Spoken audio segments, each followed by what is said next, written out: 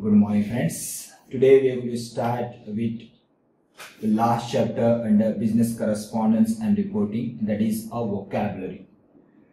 अब आप लोगों ने ये वर्ड्स हर एक लेक्चर में मेरे से सुना होगा. vocabulary. What is a vocabulary? Vocabulary, in short, I can call that an entire dictionary. There are approximately 10,000 words in a dictionary. But just try to count that. How many words are you aware with? What come words we are aware with, or repeatedly we use those words. अब सिर्फ ये सोचिए कि if you are aware with n number of words and you are aware के उन words को different situation में किस तरीके से use करना, तो this will give a better impression on the listener या फिर अ रीडर. तो यही चीज, यही ऑब्जेक्टिव इंस्टीट्यूट का है कि आपको ज्यादा से ज्यादा वर्ड्स और उन वर्ड्स को किस तरीके से सेंटेंसेस में यूज करना चाहिए, ये हैबिट डालने के लिए आपको ये चैप्टर इंक्लूड किया गया है. Vocabulary doesn't include only a meaning. It includes various things such as synonyms, antonyms, connotation, foreign words, collocations. These are a part of vocabulary. You can see that vocabulary, if I talk about synonyms, synonyms means a meaning of a single word. There are different meanings. Those words can be used as a adjective, can be used as a noun. So you should be aware with के different circumstances में how you should properly utilize those words, so that it will give a better understanding of what you mean to say, which will feel an impression on the reader or a listener. So with that particular objective, they have included this chapter. Just we will read an introductory part and then we will start with this. Fine. What they have given. Introduction of vocabulary. The term vocabulary is defined as the body of words used in a particular language. It is also called word stock, lexicon and lexis. Vocabulary consists of words we understand when we hear or read them and words we speak or write. However, it is more than words. It is a measure of all that a person has learned and experienced or felt. Vocabulary knowledge requires not only knowledge of word meaning, but it requires the usage of word in appropriate context and in a natural way. I told you that सिर्फ meaning learn करने से काम नहीं चलेगा. उन words को different circumstances में किस तरीके से अप्रोप्रिएटली आपको यूज करना है, ये भी इंपॉर्टेंट है. जैसे कि एक स्मॉल एग्जांपल इस चैप्टर में दिया है होम और हाउस का. दोनों का meaning is same, but you should be able to understand that how you should utilize that particular same word in a different circumstances. Home or house. We'll see that. I will explain you that. Vocabulary is developed with age and serves as a fundamental tool for communication and acquiring a knowledge. Vocabulary is not a matter of a day or two that you can learn the entire dictionary and you have an habit of using the word. It is a gradual process. Starting से मैं आपको जब ये start किया था business correspondence and reporting, repeatedly मैं आप लोगों को बोल रहा था कि start reading newspaper. If you have not started, still you have a chance to start reading the newspaper and try to find out a different words and search out the meaning of those words and see to it how those words have been used under different circumstances, so that इस तरीके वो words के meaning जानने से आपको you will find out that कि उन words को आप किस तरीके से यूज कर सकते हो. And not only reading, not only newspaper read करने के बाद अगर आपने डिफरेंट वर्ड्स फाइंड भी किए, तो try to use those words in your day to day communication. जैसे कि every day try to learn at least 10 words और 5 वर्ड्स, और उन वर्ड्स को आप डे टू डे कम्युनिकेशन में यूज करने की कोशिश करिए. ताकि आपका कम्युनिकेशन स्किल भी इंप्रूव होगा, and at the same time you will be able to use different words in different situation. We build vocabulary by picking up words that we read or hear, though direct instruction from teacher and through direct instruction from teacher or other professionals. The more words we know, the more we will be able to understand what we hear and read. In turn, the better we will be able to say what we want to while speaking or writing. Therefore, it can be said that learning vocabulary is an important part of a learning language, any language. Here we are talking about English, so I will restrict myself to this particular language.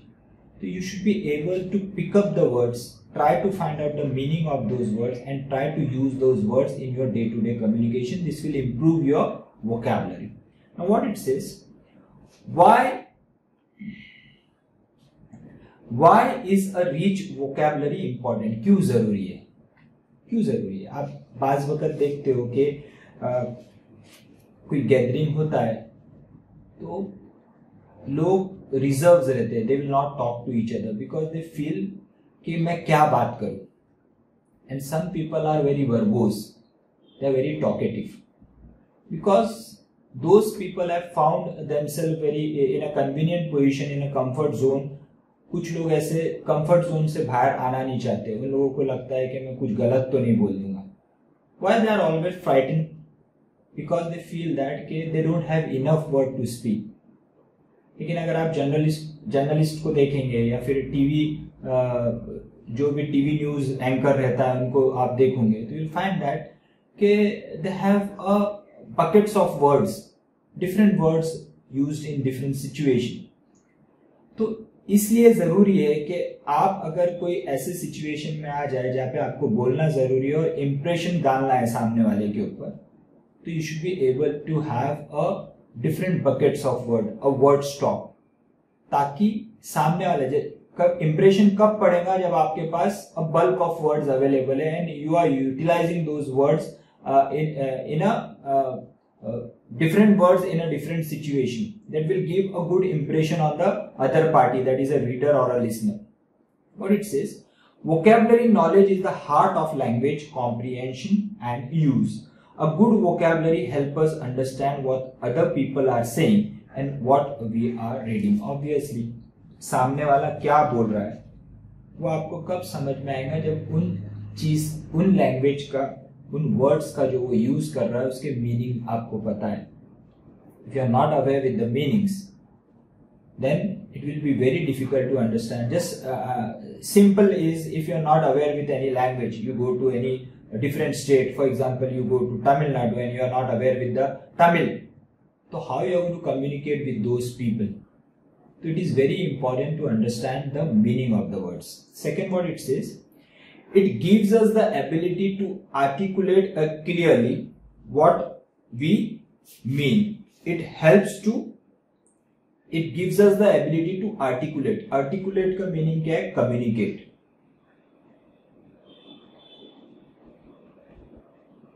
It gives us the ability to articulate clearly what we mean. It helps us to communicate. If you have the knowledge of the words, knowledge of the language, it will be very easy for you to communicate with the other party. It is very useful while you communicate with the department, income tax department, sales tax department, electric department, any department. तो वहाँ पे आपका communication skill बहुत important role play करता है और उस communication skills में ये देखा जाता है कि आप किस तरीके से आपके wordings को पेपर पे रखते हो. तो communication के लिए it's important. Next what it says, vocabulary knowledge boosts our ability to grasp ideas and think more logically. Grasp ideas. आप सामने वाला बोल रहा है तो उसके ideas, you pick up the ideas, वो कौन से सेंस में बोल रहा है. अगर आपको पता है कि कुछ लोग सार्कास्टिक रिमार्क्स यूज करते हैं तो you should be aware with कि सामने वाला किस तरीके से वो लैंग्वेज को बोल रहा है, कौन से मैनर में बोल रहा है, उसका मीनिंग क्या निकल रहा है. तो you will be able to find out the ideas and think more logically. Having a rich vocabulary helps us to communicate in more engaging way. Engaging way, you can get engage. अभी मैंने थोड़ी देर पहले बताया कि अगर gathering है और उसमें आपको अगर बोला जाए तो सामने वाले बहुत सारे स्टूडेंट्स को इस तरीके से होता है कि स्टेज फियर होता है, स्कूल्स में भी होता होगा कि अगर असेंबली है और किसी स्टूडेंट को ऑल ऑफ ए सडन आपके स्टेज पे बुला दिया जाए तो there is a butterfly in the stomach, they don't know, बहुत सारे लोगों का पेट दुखता है, ऐसा होता है बिकॉज उनको एक स्टेज फियर होता है, उनको लगता है कि मैं क्या कम्युनिकेट करूंगा, मैं कुछ गलत तो ना बोल दूं इतनी सारी पब्लिक के सामने। तो वहां पे आपको ये चीज बहुत काम में आती है, इसीलिए you should try to communicate, try to use different words in different situation. It helps us make good impression on others. This is very common. So this is all about vocabulary. What it says, which words to learn. As we grow older, we come across thousands of words. However, not all words are equal importance in our life. Then how do we decide which words to learn? Since vocabulary knowledge is not something that can be fully mastered, we must concentrate on learning words that are of more use to us than others. Here are some suggestions. I told you that there are more than 10,000 words in the dictionary, in English dictionary. There are different language, there are different words. It's not possible to learn the entire dictionary. So यहाँ पे at least try to learn those words which are helpful in your day-to-day communication. And these are some suggestions provided by your book. Words that are important to the subjects we are studying. Words that we read or hear repeatedly. Words we know we will want to use regularly. To try to concentrate on these words. It's not possible to learn or have a mastery on all the words. But at least try to learn n number of words that comes in your day-to-day communication. आप जब newspaper read करते हो तो you will find out that के there are various words they are using, तो at least try to find out those words, meaning of those words and see to it that के वो आप रोज न्यूज़पेपर आप रीड करोगे तो you will find out that के those words are repeated. Based on this we can say that there are 3 types of vocabulary words that we need to learn: basic vocabulary, high frequency multiple meaning vocabulary, and subject related vocabulary. Basic vocabulary is a general vocabulary जो good, better, best, ये जो normal words है जो सभी को इसका meaning generally पता होता है, that is a basic vocabulary. High frequency multiple meaning vocabularies, there may be a n number of meaning for a single words. जैसे मैंने आपको बताया home, house दोनों का एक ही मीनिंग है, लेकिन इसको समझना है कि कौन सा वर्ड्स आपको कौन से सिचुएशन में यूज करना है. Then subject related vocabulary, which is your subject related vocabulary. जैसे कि अगर आई एम लर्निंग लॉ तो you should be aware with के वहां पे एक स्पेसिफिक वर्ड्स रहेंगे जो सब्जेक्ट रिलेटेड रहेंगे. जैसे कि we have gone through with law and now अभी सभी स्टूडेंट को पता होगा कि what is the meaning of void contract, voidable contract. अगर ये पर्टिकुलर क्लास नहीं हुआ रहता था तो most of the student may not be aware के वर्ड्स की मीनिंग क्या है. तो ये सब्जेक्ट रिलेटेड वर्ड्स हो गए. और words frequency of use, complexity and meaning determine which type it falls into. तो over the period you will be able to determine कि कौन सा वर्ड कौन से कैटेगरी में फॉल होता है. Those with mature vocabularies and age-appropriated literacy skills understand and use words from all 3 categories. Experience यहाँ पे मैटर करता है कि एक्सपीरियंस से आपको समझ में आता है कि कौन सा वर्ड कौन से कैटेगरी में फॉल होता है और कौन से सिचुएशन में आपको यूज करना है. जैसे अभी एग्जांपल दिया मैंने voidable. So you will generally use these words not in your day-to-day communication, but while you are giving a lecture on something law, तो वहां पे आप यूज करोगे. तो over the period of years ये एक्सपीरियंस आपको आता है और पता चलता है कि कौन सा वर्ड्स आपको कौन से सिचुएशन में यूज करना है. Now there are types of vocabulary. You will not go in detail, just will read that. The term vocabulary has wide range of meanings and thus it can be divided in many different ways. Word knowledge is often divided into the following types: listening vocabulary, This type of vocabulary refers to words we hear and comprehend. Most adults can identify and comprehend almost 50,000 words. Speaking vocabulary, this type of vocabulary refers to words we speak. Reading vocabulary refers to the words we recognize when we read any text. Writing vocabulary, this type of vocabulary represent those words which we use while writing. लिखते समय, बोलते समय, पढ़ते समय, तो ये सब चीजें आपको अलग अलग सिचुएशन में आपको ये वोकैबुलरी यूजफुल होता है, बराबर. Now effective ways to build vocabulary. What are the different ways how you can build up your vocabulary? One of the way I told you that कि read newspaper, read magazine, journals.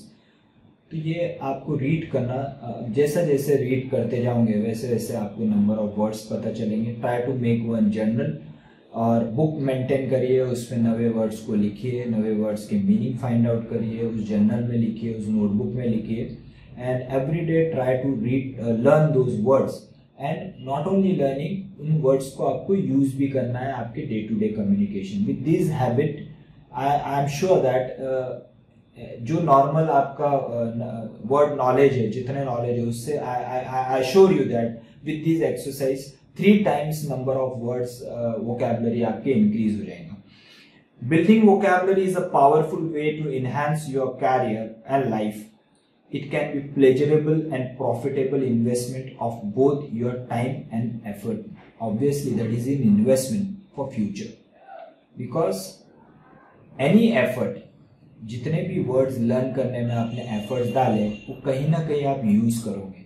And अब जब आप use करोगे, whether you are writing, whether you are speaking, तो सामने वाले के ऊपर एक इम्प्रेशन पड़ेगा कि इस पर्टिकुलर पर्सन को जबरदस्त नॉलेज है.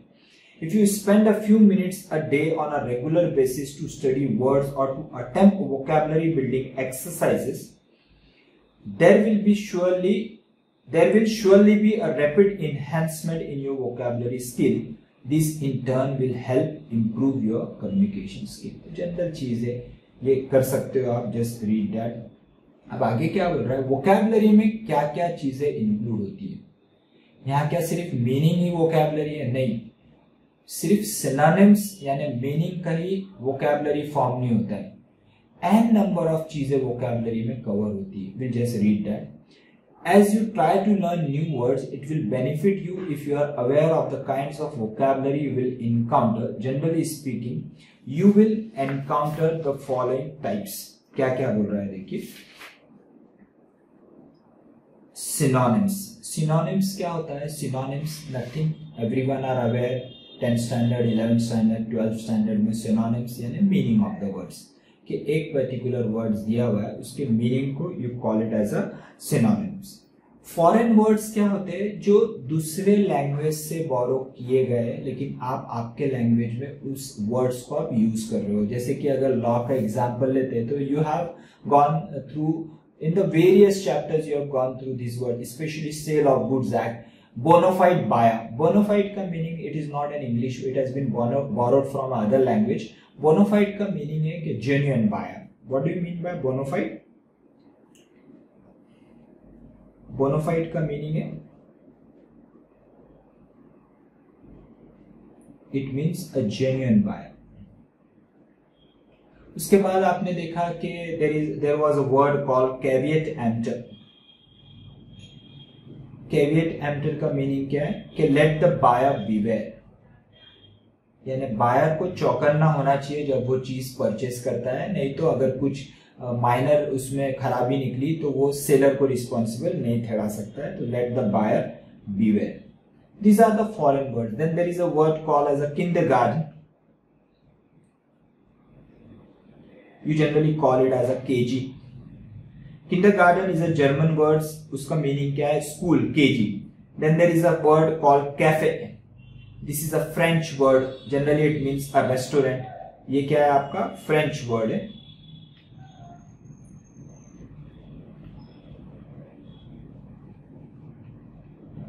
So these are the different foreign words which are generally used in an English language. So it is also a part of vocabulary. Then you have a connotation. Connotation का meaning क्या है? कि words that invoke an idea or feeling when you read or heard. यानी जब आप बोलते हो एक पर्टिकुलर ग्रुप ऑफ वर्ड्स, एक सेंटेंस अगर आप, तो उससे एक फीलिंग जनरेट होता है, तो एक फीलिंग बताता है. एक सिंपल एग्जांपल अगर मैं दूंगा तो जैसे कि अगर मैं किसी को बोलता हूँ आई लव यू, तो दैट जनरेट्स अ फीलिंग, मेरे फीलिंग्स के बारे में, मेरे इमोशंस के बारे में बताता है, और अलग अलग सिचुएशन में ये लव का मीनिंग निकलता है. अगर मैं आई लव यू एक लड़की को बोलता हूँ तो there is a different emotions. If I tell love you father, तो there is a different emotions between a father and a son. तो यहाँ पे एक आइडिया, एक इमोशंस बताता है, that is called as a connotations. Then come an antonyms. You are aware with what is an antonyms. Antonyms are nothing but opposite meaning is called as an antonyms. Then you have collocations. Collocations का meaning क्या है कि words that are used together or form fixed relationship. Generally दो words simultaneously एक साथ use होते हैं. There will be a noun and adjective, adverb and verb. These are simultaneously certain words are used. एक साथ, यानी हस्बैंड एंड वाइफ, तो ये जनरल वर्ड्स यूज होते हैं. तो ऐसे बहुत सारे वर्ड्स हैं जो एक साथ हमेशा चिपक के रहते हैं, एक साथ यूज होते हैं. We can have an example of like early riser. Early riser, और you call it hold on. Hold on, जरा रुकिए. तो these are different words which are associated with each other, is called as a collocations. Then you have idioms, a group of words that have a meaning different from the literal meaning. जैसे generally you call it as a मुहावरे अपन use करते हैं. तो we use generally upon use करते हैं ना कि सांप भी मर गया और लाठी भी नहीं टूटी. तो these are proverbs, idioms. तो आप वो पर्टिकुलर सिचुएशन में आप एक ग्रुप ऑफ वर्ड्स यूज करते हो, लेकिन उसका मीनिंग कुछ सरकास्टिक, कुछ अलग रहता है. तो that is called as an idiom. Then there is a phrasal verb, that is a multi-word verbs. So these are a part of vocabulary. तो vocabulary का meaning सिर्फ meaning नहीं है, यानी dictionary के meanings is not only vocabulary. Vocabulary includes, I told you, it includes connotations, feelings, ideas, collocations. किस तरीके से दो words को एक साथ आपको use करना है, या फिर you call it as a foreign words, आपको कहाँ पे use करना है, antonyms कहाँ use करना है. These are all a part of vocabulary. Now what it says, here are some points to remember in your quest to boost of a better vocabulary. क्या बोल रहा है देखिए, be aware of words, do not avoid words that are foreign or new to you. Be aware of words. अगर आप किसी new words को encounter करते हैं तो ये आपको देखना है कि उन words को आप avoid ना करो. उन वर्ड्स, अगर आपको न्यू वर्ड्स आता है, जैसे न्यूज़पेपर में you come up with a new word, journal में, मैगजीन्स में you come up with a new word, be inquisitive mind, try to find out the meaning of those words. कि देखेंगे, करेंगे, ऐसा नहीं. ये वर्ड्स अगर यहाँ बहुत सारे वर्ड्स, तो आप जब आप रीड करते हो तो सिचुएशन जिस तरीके से वो वर्डिंग्स का है, आप उसपे से, even if you are not aware with the literal meaning, लेकिन वो जिस तरीके से सेंटेंस बनाया गया है, उस सेंटेंस पे से आपको उसका मीनिंग समझ में आ जाता है. लेकिन अगर नहीं आ रहा है तो don't avoid, try to find out the meaning. Be inquisitive, यानी आप बोलते हैं ना कि बहुत इंक्विजिट माइंड है. इंक्विजिट माइंड यानी बहुत ही डीप में जाने वाला बंदा है, यानी छोड़ता नहीं आसानी से. तो you should be like that. Then read voraciously. Read voraciously का, voracious का meaning है very eager of something, यानी very eager. The person does not avoid, he is very eager, कि बहुत जानने की उत्सुकता जिसको अपन बोलते हैं, तो it is called as a voracious. Choose books, articles, etc. of your interest and read regularly. Reading is crucial for vocabulary enhancement since it helps in finding most of the words. तो यहाँ पे बोल रहा है कि reading is, you should develop an habit of reading, right? Use a dictionary, maintain a journal. I told you that maintain a notebook और a journal whenever you are encountered with a new word.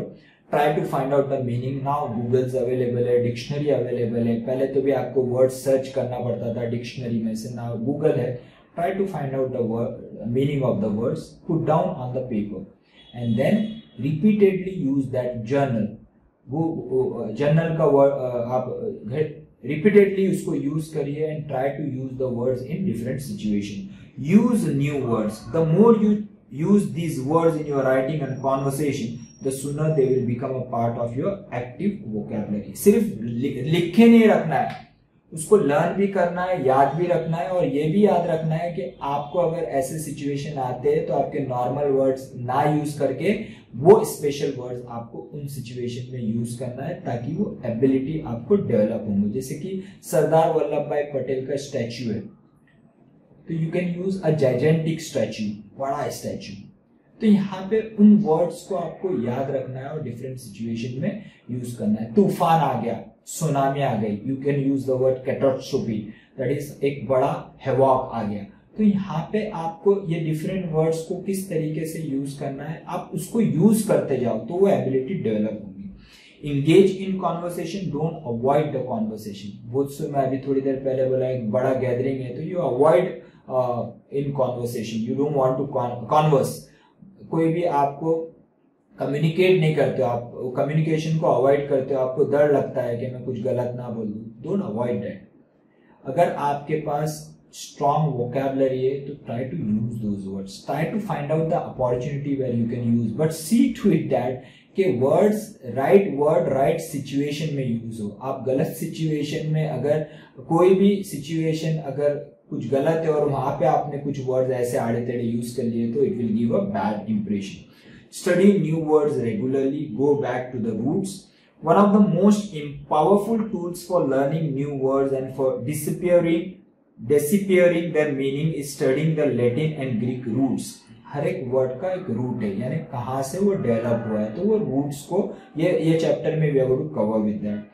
Attempt word puzzles and play word games. If you wish to expand your vocabulary, then playing board games and attempting word puzzle will help you achieve your goals. These are some of the things they have told you to develop your vocabulary. Now we'll start with first part of this chapter is a connotations. तो मैंने आप लोगों को पता है कि connotations क्या होते हैं कि जहाँ पे वो आपके मीनिंग फीलिंग जनरेट करते हैं.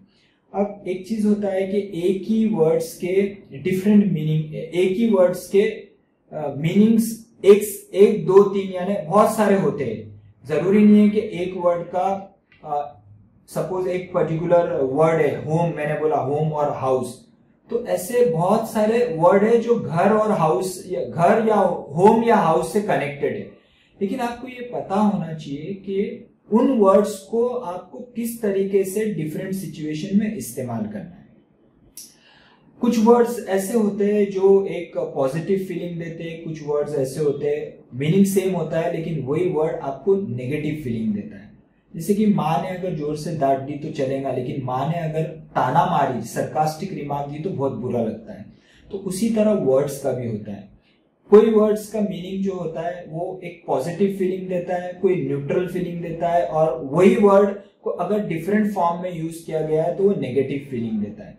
हालांकि मीनिंग सबके सेम है, लेकिन अकॉर्डिंग टू द सिचुएशन आपको वर्ड्स को इस्तेमाल करना है. मीनिंग एक वर्ड के चार हो सकते हैं, सेम मीनिंग, चारों वर्ड्स के मीनिंग सेम है, लेकिन एक आपको पॉजिटिव फीलिंग दे रहा है, एक आपको नेगेटिव फीलिंग दे रहा है और एक न्यूट्रल फीलिंग दे रहा है. तो आपको ये समझना है कि कौन से सिचुएशन में आपको कौन सा वर्ड यूज करना है, क्योंकि ये कॉनोटेशन का मीनिंग क्या है कि वो एक आपको फीलिंग जनरेट करके दे रहा है, तो that is called as a connotation.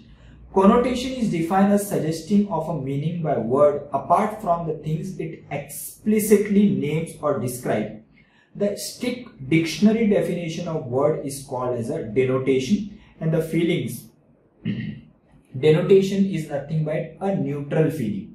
Connotation का डिक्शनरी मीनिंग क्या है? एक न्यूट्रल वर्ड, लेकिन जरूरी नहीं है कि वो वर्ड जो भी है, एक वर्ड बोला गया और उसके चार मीनिंग्स अलग अलग आपने निकाले, तो मीनिंग एक ही वर्ड के है लेकिन वो पर्टिकुलर वर्ड में एक न्यूट्रल वर्ड रहेगा और बाकी दो वर्ड्स, दो द मीनिंग इज सेम, लेकिन one will give you positive feeling and other will give you a negative feeling. The strict dictionary definition of a word is called its denotation, and the feelings or emotions associated with it are described as connotations. Example, both fat and chubby have a common denotation. Now just a good example, fat and chubby. अगर किसी लड़की को आपने fat बोला तो झापड़ खाएंगे, लेकिन chubby बोला तो इतना बुरा नहीं लगेगा। तो इसमें क्या होता है कि फैट और चबी अगर आप देखोगे तो दोनों भी वर्ड्स का मीनिंग जो है वो सेम है। Fat and chubby gives you a same meaning, but one gives you a negative feeling and other is giving you a neutral feeling और a positive feeling. Both words being overweight, however, most people would rather be chubby because chubby has more positive connotation and less negative connotation than fat does. Let us examine other example, home and house, जो मैं अभी तक आपको बोलते आ रहा हूँ कि home और house। जैसे कि अगर मैं बोलूँ कि I want to go home as I am not feeling well, मैं अगर बोलता हूँ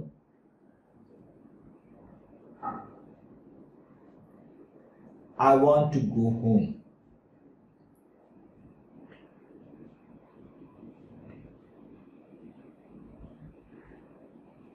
as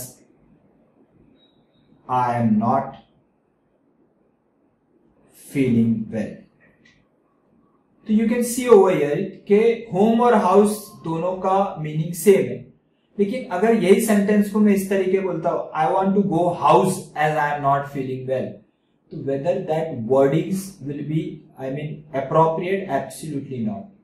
हालांकि दोनों भी होम एक क्या फीलिंग जनरेट करता है, होम एक है कि एक आश्रम गुरु, यानी you can call it as कि आप आराम करते हो वहां पे, घर आ गया तो मैं बोलता हूँ यार पूरी परेशानियां दूर हो जाती है, तो वो एक फीलिंग जनरेट करता है। लेकिन house generally is a built up और is a concrete structure built up of cement and sand, तो it does not give you any kind of a feeling, it is simply एक neutral feeling देता है।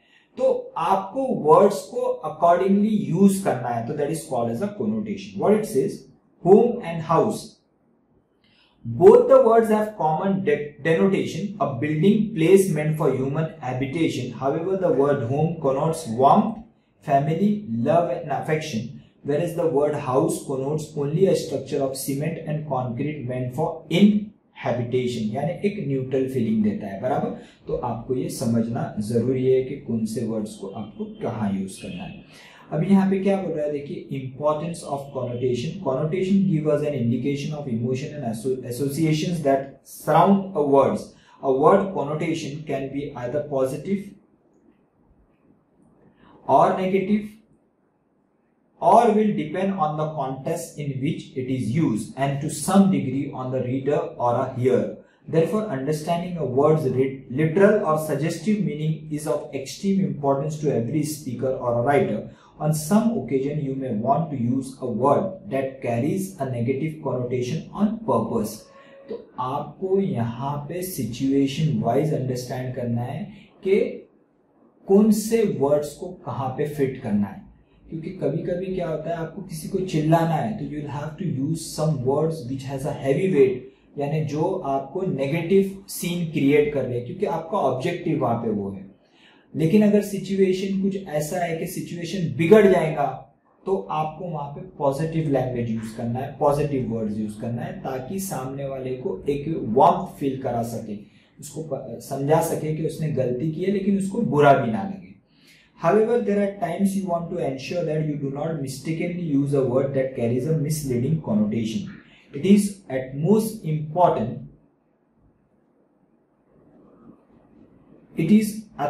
important that we choose our words with care. It is very, very important. The choice of word can change the meaning of the sentence significantly. For example, describing a woman who is thin as a scrawny carries a negative connotation, whereas describing her as a slender carries a positive connotation.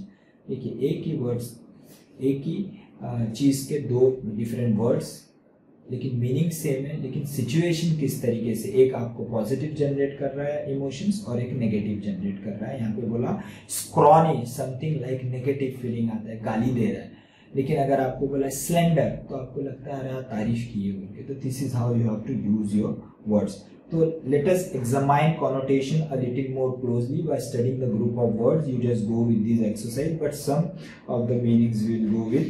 जैसे कि verbose, eloquent. Verbose का meaning क्या है कि women are verbose. अगर मैं ऐसा बोलता हूँ बहुत talkative होती है, उसका meaning है verbose. Eloquent का meaning क्या है कि जो जनरली सोच समझ के बात कर रहा है, ज्यादा बोल रहा है लेकिन सोच समझ के बात कर रहा है. तो अब इससे समझ में आ रहा है कि वर्बोज में बोलता हूँ कि यू आर वेरी वर्बोज, यानी बोर करती है यार, बहुत बोलती है, तो that give a negative feeling. If you call it as a eloquent, अपन बोलते हैं ना eloquence competition, that is giving certain like a debate, तो वहां पे ये एक आपको एक पॉजिटिव फीलिंग जनरेट करके दे रहा है.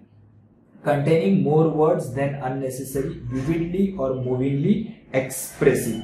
बराबर. तो ये एलोक्वेंट कहां से, आई मीन उसका एक मीनिंग क्या है कि फ्लुएंसी, और you can call it as a fluent is also called as eloquent. Then you have a stench, aroma. दोनों स्मेल से रिलेटेड है. स्टेंच भी एक स्मेल है, एरोमा भी. लेकिन एरोमा आप बोले तो अगरबत्ती का एरोमा, परफ्यूम का aroma, you call it as. Stench यानी बास आ रहा है. दोनों स्मेल है, लेकिन stench is related with negative feeling and aroma is related with positive feeling. Then you have a cheap, thrifty. Cheap, thrifty, or one more word you can call it as a miser. अब यहाँ पे अलग अलग types के ये words है, same feeling दे रहे हैं. Cheap, माइजर, thrifty. माइजर का मीनिंग है कंजूस और थ्रिफ्टी का मीनिंग है वो भी कंजूस ही होता है, लेकिन थ्रिफ्टी का जनरल मीनिंग ये है कि सोच समझ के खर्चा करने वाला, जो पूरा सोचता है और फिर खर्चा करता है, उसे बोलते हैं थ्रिफ्टी. तो माइजर एक नेगेटिव फीलिंग देता है, जो चीफ भी एक नेगेटिव फीलिंग देता है, लेकिन थ्रिफ्टी एक नेगेटिव फीलिंग तो नहीं देता है, लेकिन उल्टा पॉजिटिव फीलिंग देता है कि हाँ ये बंदा फाइनेंशियल प्लानर है, यानी वो सोच समझ के खर्चा करता है. Then you have young, youthful, childish. Then generally बोलते हैं कि बड़ा आदमी रहता है क्या चाइल्डिश बिहेवियर कर रहा है, यानी उसका बिहेवियर चाइल्डिश है, यानी इतना बड़ा आदमी होके कैसे छोटे बच्चों की जैसी हरकतें कर रहा है, तो that is a negative feeling. Then you have proud, confident, conceited. Proud self respect यहाँ पे बोला है, that is giving you neutral meaning, यानी you can use it depending on the situation. हर एक situation, he is a proud man. तो आपने positive भी बोला हो सकता है, नेगेटिव भी बोला हो सकता है, तो एक न्यूट्रल फीलिंग देता है. Whereas confident, good obviously, but conceited का मीनिंग क्या है कि खुद पसंद, जिसको अपन बोलते हैं कि अपने आप की तारीफ करने वाला, तो ये नेगेटिव फीलिंग हो गया. Then you have headstrong. उसको क्या बोला है देखिए, wilful and determine, not easily restrained, impatient when gives advice और suggestion, determine, possessing or displaying form, resolve. Headstrong, willful and determined, not easily restrained, impatient when given advice or suggestion, यानी जो रुकता नहीं है, जो impatient है, बोलते ही बीच में चालू हो जाता है, तो that is a headstrong. Again, scrawny और slender आपने थोड़ी देर पहले देखा. scrawny and slender दोनों का मीनिंग सेम है, thin, और लेकिन scrawny gives you a negative feeling or slender gives you a positive feeling. Then you have a cripple, disable, you can call it as one more word over here you can use is a physical, handicapped, or one more word you can use over here is physically challenged.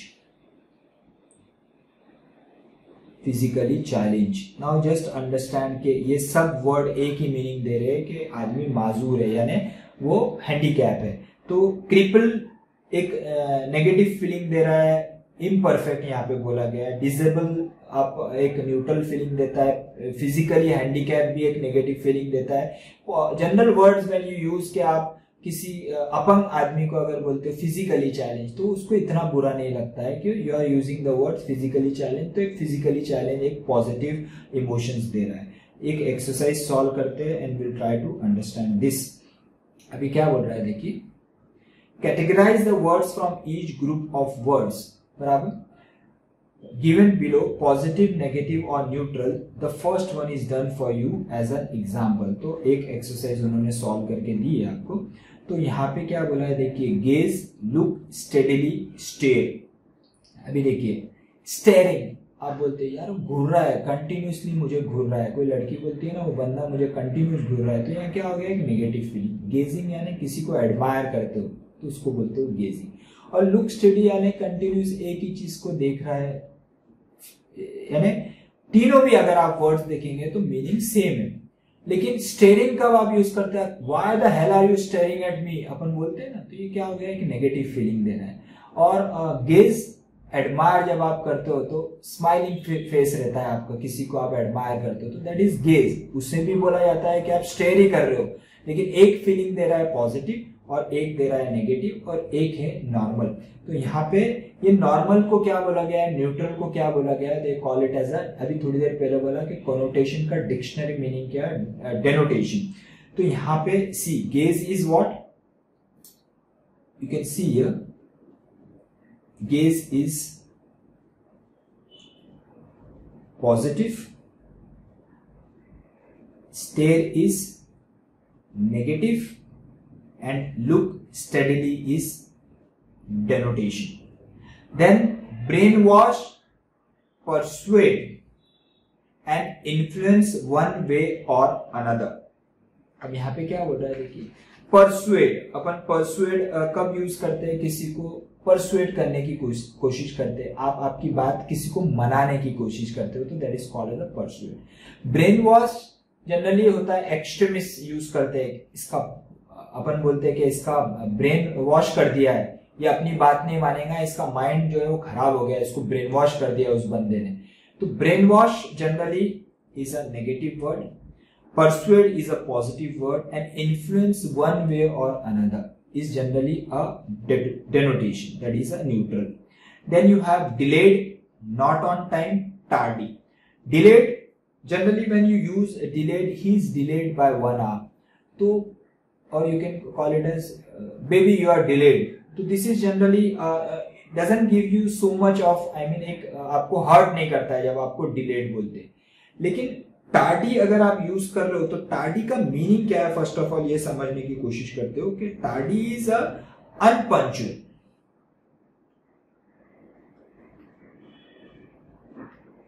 Tardy is unpunctual. तो unpunctual अगर किसी ने बोला तो इसका meaning है कि हमेशा ही वो डिले आता है या पंक्चुअल नहीं है, इसका मीनिंग ये है। तो tardy is giving you a negative feeling. तो delayed can be called as a positive, not on time can be neutral depending on भाई साहब आप आज टाइम पे नहीं हो। तो ये जनरली एक पॉजिटिव वे में भी यूज हो सकता है, एक नेगेटिव वे में भी यूज हो सकता है। तो you can call it as a denotation. And tardy generally unpunctual यानी इल्जाम लगा दिया सामने वाले के ऊपर कि आप टाइम पे कभी नहीं आते हो, तो that is a negative. Then you have somewhat interested, nosy and curious. Now just try to understand this. Now what do you mean by a curious person? Curious यानी eager to know. Curious का meaning क्या है?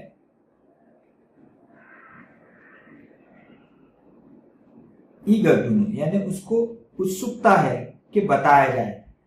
लेकिन nosy का meaning क्या है कि unnecessary कोई curious nosy का मीनिंग सेम है, लेकिन नोजी जनरली कब यूज करते हो, नोजी यानी अपनी नोज उसके बीच में डाल रहा है, यानी बीच बीच में आने की कोशिश कर रहा है, यानी पंचायत जिसको अपन बोलते हैं, जो चाइनीज विस्पर अपन बोलते हैं कि उसको दूसरों की बातें सुनने में बहुत ज्यादा इंटरेस्ट है, उनकी उसमें टांग अड़ाने की जरूरत जिसको पड़ती है, तो that is called as a nosy.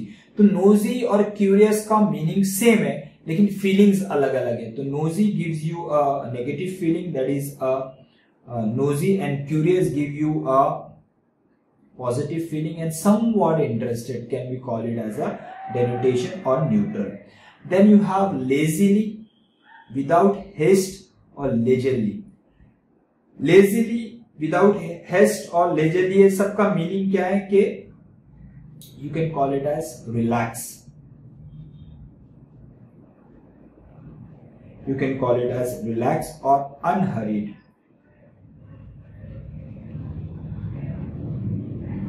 अनहरीड। Leisurely अपन बोलते हैं ना, एक लेजर टाइम वो प्ले कर रहा है, तो it gives you a positive feeling. और लेजीली यानी कुछ काम धंधे नहीं करता है, ये जनरली कब यूज होगा, आपका नेगेटिव फीलिंग। और विदाउट हेस्ट यानी सोच समझ के, इसको आप बोल सकते हो डेनोटेशन यानी neutral. Then ask of someone, demand, request, बराबर। तीनों का मीनिंग ऑलमोस्ट अगर सिचुएशन वाइज डिफाइन किया जाए तो सिचुएशन वाइज ये वर्ड सेम है, लेकिन request is a nature of, I mean आप किसी को रिक्वेस्ट कर रहे हो, आप उसको बोल रहे हो कि मेरी मदद करो, तो दैट इज अ रिक्वेस्ट, ये आपको देता है पॉजिटिव फीलिंग। डिमांड कर रहे हो यानी दादागिरी कर रहे हो, रिक्वेस्ट नहीं कर रहे हो, आपको वो चीज का इंफॉर्मेशन चाहिए लेकिन आप डिमांड कर रहे हो, तो ये हो गया आपका नेगेटिव फीलिंग। और ask for someone is denotation, fine. Then you have a gathering, gathering a large group and a mob. अब यहां पे आप देखिए gathering, there can be a gathering, एक एनुअल डे के गैदरिंग है, then there can be a gathering for a marriage function, तो ये एक आपको पॉजिटिव फीलिंग देता है। मॉब, मॉब जनरली कब you will never use this word mob, जैसे कि शादी का मॉब, शादी का gathering you will call it as. Mob कब यूज होता है, नेगेटिव सिचुएशन में, राइट्स हो गए तो राइट्स के अंदर आप यूज करते हो, गैदरिंग यूज नहीं करते हो, वहां पे वर्ड्स यूज करते हो मॉब। तो mob is a negative feeling और large group is a denotation depending upon की सिचुएशन कैसे है।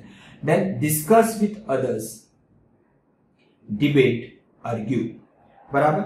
डिबेट और आर्ग्यू मीनिंग सेम है, डिबेट और आर्ग्यू का मीनिंग सेम है, लेकिन आप कैसा यूज करते हो, you can call it as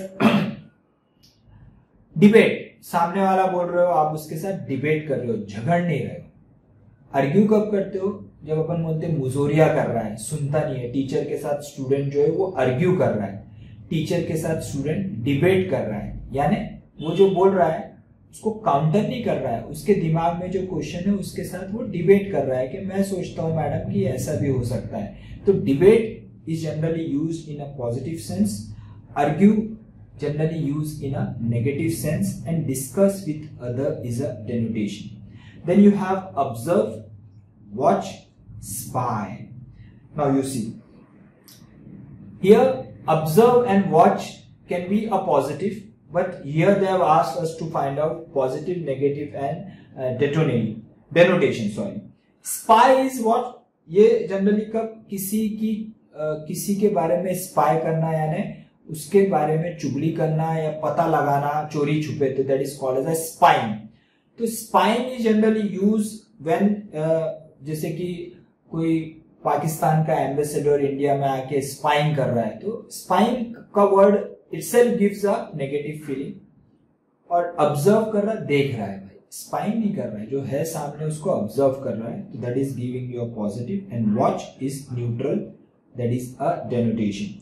Then you have assertive, firmly confident and pushy. Assertive, firmly confident and pushy. तो ये इसका सब चीज का मीनिंग क्या है, first we write down the meaning.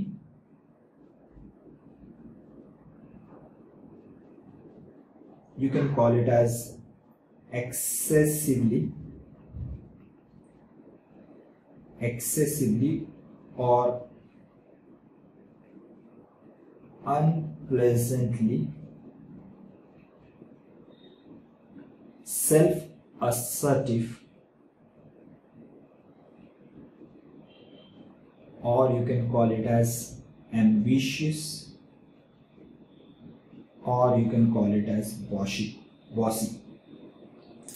Pushy generally कौन होता है, जो अपनी बात को दूसरे के ऊपर डालता है, जैसे कि एक आपके यहाँ सेल्समैन आ गया, डोर खोला और बिना जबरदस्ती आपके ऊपर हावी हो रहा है, तो that is called as a pushy. तो this word is generally always gives a negative feeling. Formally confident can be like confident है, वो जो बोल रहा है इट्स फॉर्मली यानी is confident about what is saying, तो it can be denotation. And assertive is generally use as regards to के positive, जो बोलते हैं ना कि अपनी बात पे कायम है, अपनी बात से मुकरेगा नहीं, तो कुछ लोग जो रहते हैं एक बार बोल देते हैं कि मैं जो बोल रहा हूँ ये करेक्ट है, अगर आपको मानना है तो मानो, that is called as assertion और असर्टिव। तो assertive will give you a positive feeling. तो this is all about connotation. तो कॉनोटेशन सिंपली क्या है कि एक वर्ड्स से different words, different synonyms derive होंगे, different words derive होंगे from a single words. All the words have same meaning, but some of the words will give you a positive emotion, some of the words will give you a negative emotion, and some words will be neutral. कुछ situation में normal word जैसे आप use करते हो, normal situation, that is called as a डेनोटेशन।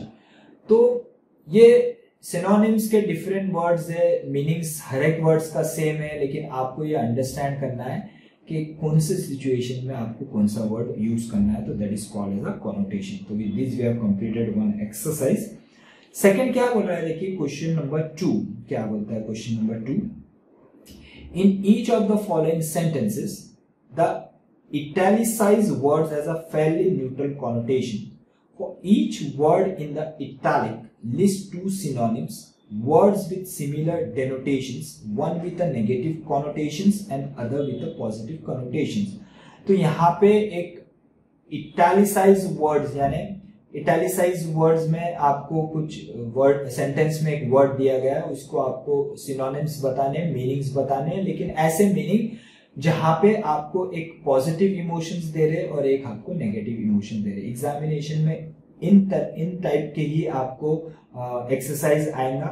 It's very easy, but you should be able to, you should be aware that कि how you are going to put down on the paper. For this words के different meaning आना आपको जरूरी है। जैसे कि अब यहाँ पे पढ़ते हैं क्या दिया हुआ है, I recognise the familiar smell of my mother's cooking. देखिए अभी थोड़ी देर पहले आपने देखा स्मेल, मैंने आपको बताया बास जिसको बोलते हैं। तो एक अच्छी बास और एक अपन बोलते हैं ना कि स्मेल आ रहा है यार, तो आपके मुंह के एक्सप्रेशन से ही समझ में आता है कि गंदा स्मेल है कि अच्छा स्मेल है। तो यहाँ पे एक गंदा स्मेल और एक अच्छे स्मेल को आप क्या बोलोगे, यानी पॉजिटिव और नेगेटिव। तो just will list down over here positive connotation and negative connotation. We will try to find out with this. तो यहाँ पे एक न्यूट्रल जो इटैलिक वर्ड है, और you can call it as a denotation. तो यहाँ पे न्यूट्रल वर्ड लिखते हैं जो उन्होंने दिया है। तो उन्होंने क्या दिया है अपने को, सबसे पहले दिया हुआ है स्मेल। तो इसके पॉजिटिव वर्ड्स क्या क्या हो सकते हैं, फ्रेग्रेंस हो सकता है, एरोमा यूज हो सकता है ना, अभी थोड़ी देर पहले देखा था, या फिर एसेंस भी यूज हो सकता है यहाँ पे। और नेगेटिव स्टिंक, यार शी इज स्टिंकिंग, पास आ रहा है यार उसके उसमें से, ये भी एक स्मेल का ही फॉर्म है। और there is one more word which is called as a malodour और फैटिडनेस। ये सब हो गए आपके स्मेल के नेगेटिव इमोशंस। दूसरा वर्ड देखते हैं क्या बोला है, Siddharth interest in painting has turn into a hobby. Painting hobby में बन गया। तो यहाँ पे कौन सा वर्ड है, न्यूट्रल वर्ड हॉबी।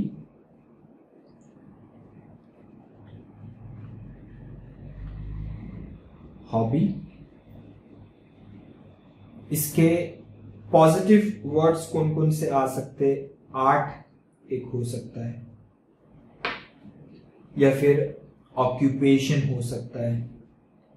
ऑक्यूपेशन हालांकि आपका एक न्यूट्रल वर्ड भी हो गया। और you can call it as fun.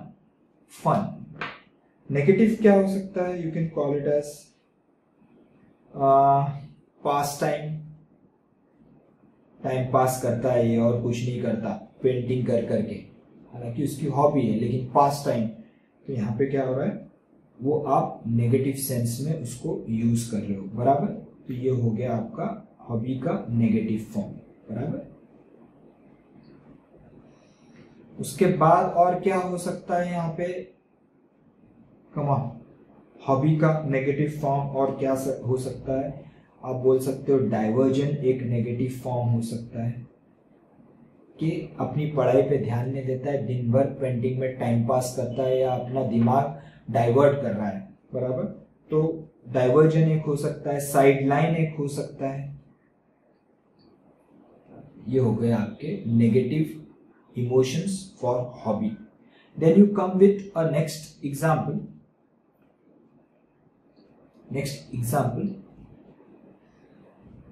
Vasco was an adventurous traveler. Adventures के पॉजिटिव फॉर्म, एडवेंचर्स के पॉजिटिव फॉर्म क्या क्या हो सकते? एडवेंचर्स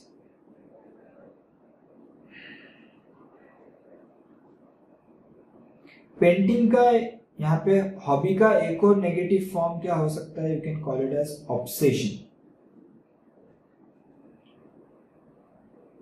ऑब्सेशन भी हो सकता है आपका एक नेगेटिव फॉर्म। और इसका एक पॉजिटिव फॉर्म क्या हो सकता है? एक और हो सकता है एवोकेशन। ऑक्यूपेशन भी हो सकता है और एवोकेशन भी हो सकता है, बराबर। अब अपन स्टडी करेंगे एडवेंचरस। एडवेंचरस के पॉजिटिव फॉर्म क्या क्या हो सकते हैं? एक हो सकता है Vasco was an bold traveller, और you can call it as confident traveller, और you can call it as audacious. Audacious is a good word, try to remember.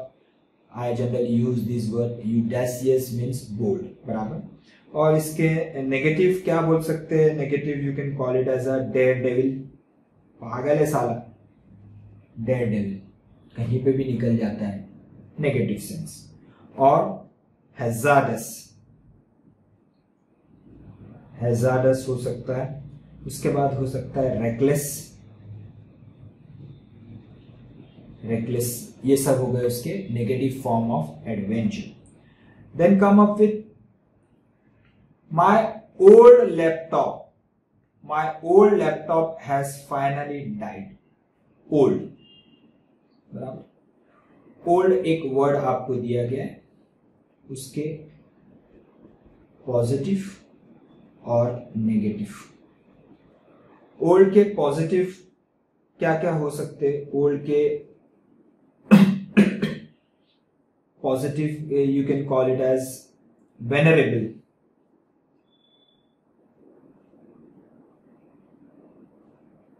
Venerable यानी जो अब जिसकी डेथ हो गई है, अब जो यूजफुल नहीं है, बराबर। और you can call it as unuseful. और नेगेटिव क्या हो सकता है आपका? डेक्रेपिट,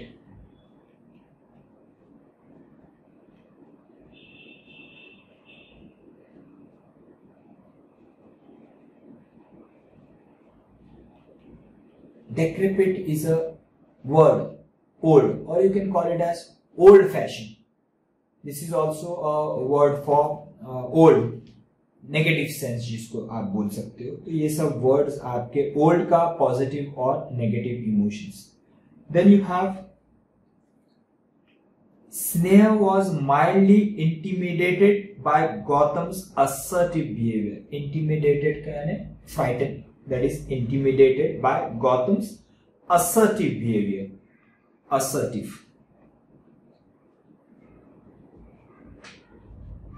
असर्टिव वर्ड आपको दिया है यहां पे। I am writing over here assertive. थोड़ी देर पहले ही अपन ने देखा, you have refer over here. If you read this assertive, they have given over here assertive, firmly confident and pushy. तो यहाँ पे assertive के पॉजिटिव क्या बोले जाएंगे? Positive can be, positive you can call it as confident, और negative यहाँ पे आप लोगों ने देखा है, you call it as quotient.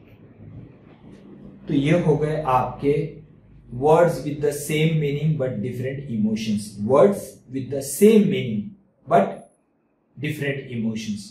तो ये इमोशंस के हिसाब से आपको वर्ड्स यूज करना है। तो we have completed with second exercise. Now what it says, read each of the following sentences, decide from the context whether the speaker is showing approval or disapproval of the topic. That means you have to identify whether the speaker is in a positive tone or speaker is in negative tone. Then identify the word that most suits the context. अब क्या बोल रहा है देखिए, The refrigerator is expensive. Now just you think about it. ये जितने भी exercise अभी तक 2 एक्सरसाइज कंप्लीट किए, do you find anything tough in that? Generally ये चैप्टर में से 7 मार्क्स के क्वेश्चंस आपको आते और it's very easy. You just have to pick up the words if you are aware with what do you mean by connotations, collocations, synonyms, antonyms. Then it will be very easy for you to attempt this. It's very easy. You just have general normal words, average words are asked in the examination. They will never ask you hi-fi words. So just have a practice of whatever they have given in your exercise. What they have given, अब वो बोल रहा है कि decide करिए कि आपका speaker वो पॉजिटिव टोन में बोल रहा है कि आपको नेगेटिव टोन में बोल रहा है. तो वहां पे अगर पॉजिटिव टोन में बोल रहा है तो वो जो वर्ड्स दिए हुए वहां पे कौन से वर्ड्स यूज होंगे?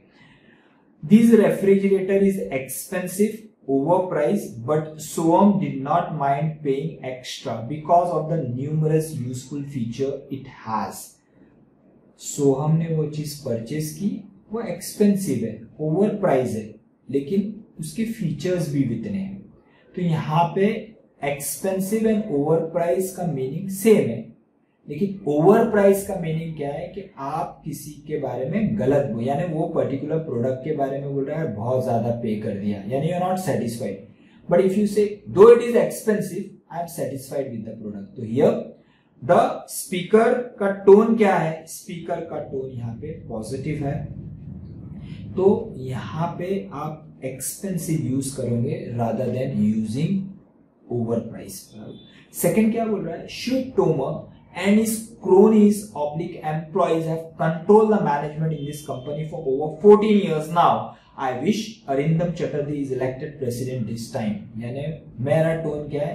ये शिव तोमर ने कंपनी पे 14 साल अपना कंट्रोल रखा है, लेकिन अब मैं चाहता हूँ कि अरिंदम चटर्जी इस कंपनी का प्रेसिडेंट बन जाए. यानी मेरा यहाँ पे टोन क्या है? मैं जनरली नेगेटिव टोन में बोल रहा हूँ, बराबर.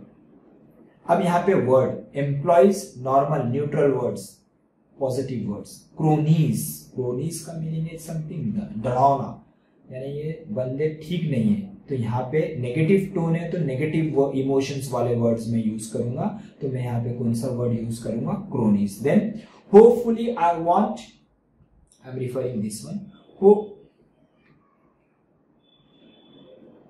Next word, hopefully I won't have to share office space with Mrs. Singh. She can be very. Hopefully I want, यानी मैं चाहता हूं मुझे मिसेस सिंह के साथ मुझे ऑफिस शेयर ना करना पड़े. मेरा टोन क्या है यहाँ पे? Negative. She can be very curious nosy. यहाँ पे पॉजिटिव वर्ड क्या है? क्यूरियस. नेगेटिव वर्ड क्या है? नोजी. मेरा सेंटेंस, मेरा इमोशंस क्या बोल रहा है? मैं नेगेटिव टोन में बोल रहा हूं, तो कौन सा वर्ड्स में यूज करूंगा यहाँ पे? नोजी, बराबर.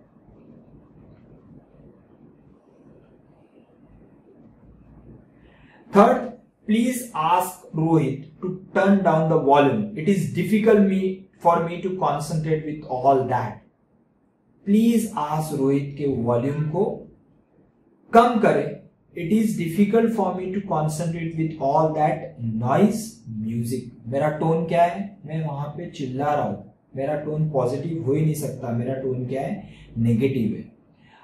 तो यहाँ पे नेगेटिव वर्ड यूज करूंगा, नॉइस या फिर music. Music is a soft word, positive tone देता है. यहाँ पे मैं कौन सा वर्ड यूज करूंगा? Noise. Then Mrs Nair had better be wary of his neighbour. Wary यानी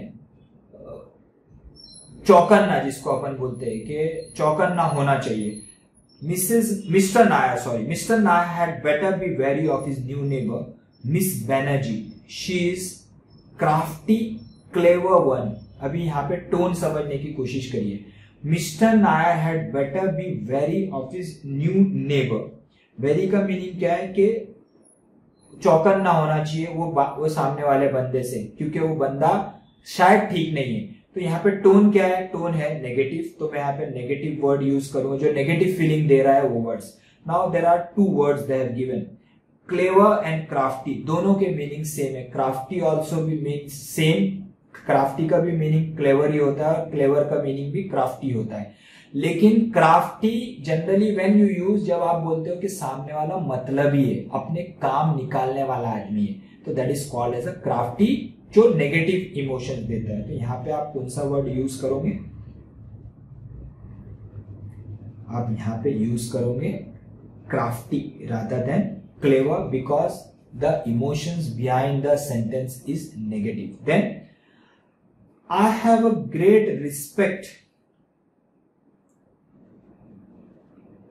I have a great respect for your brother, who is rather reserved, antisocial and dignified. Obviously, I have a great respect. मैं जब respect दे रहा हूं तो मैं obviously positive tone में sentence को बोल रहा हूं. यहाँ पे मेरा tone positive है.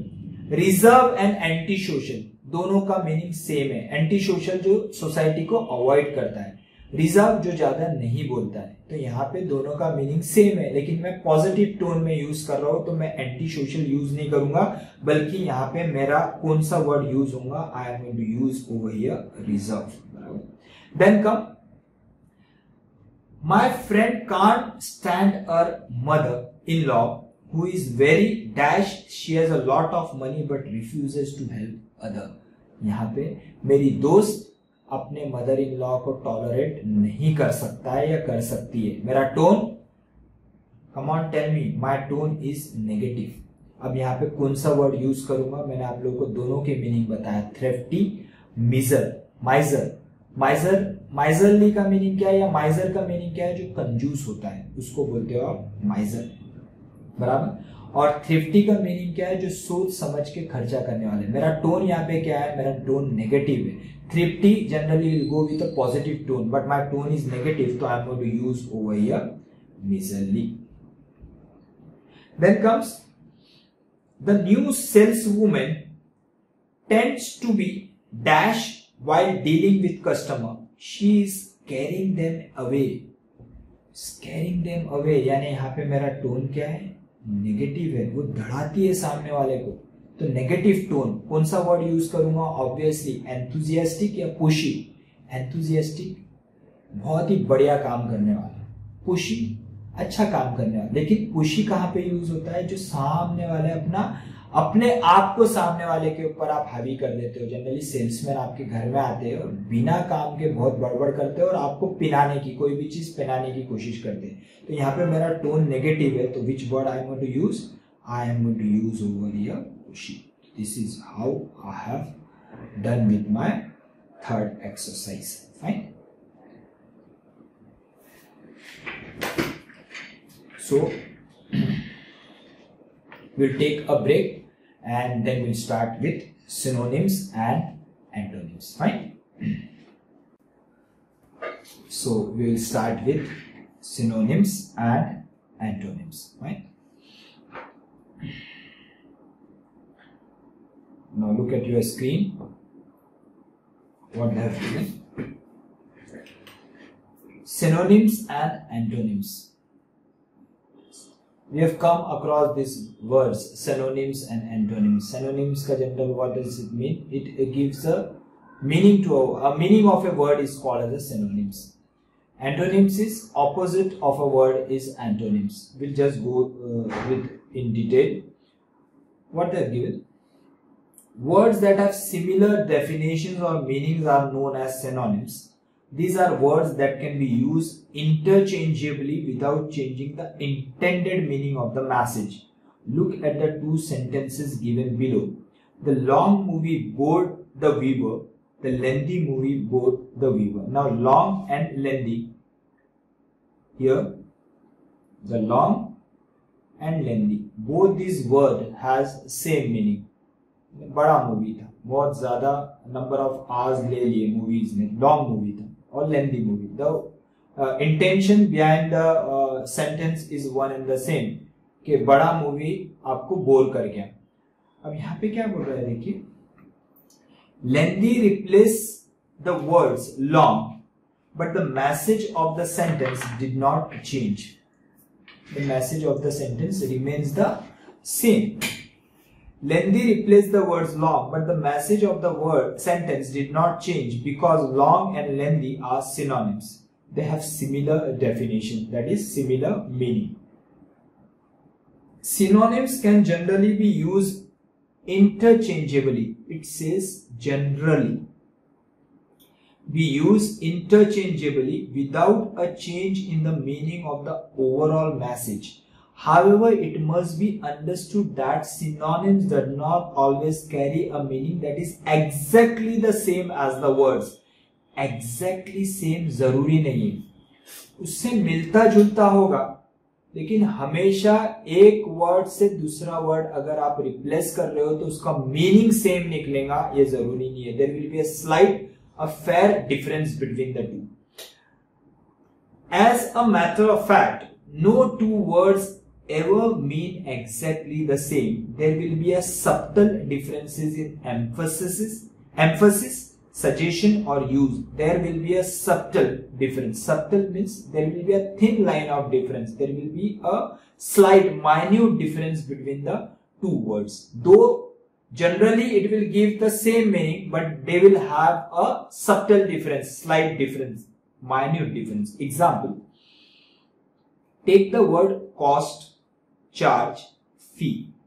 This is a word they have given. Cost, charge and fee. General meaning तीनों word का same है, कि एक चीज की कीमत, that can be called as a cost, that can be called as a charge, or it can also be called as a fee. लेकिन क्या बोल रहा है देखिए, all are used to describe money you pay for something. All are used to describe money you pay for something. However, all three have different connotations.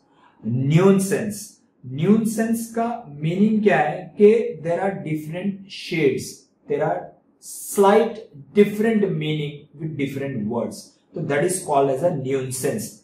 You can call it over here as different shades. Nuance का meaning क्या है? Different shades.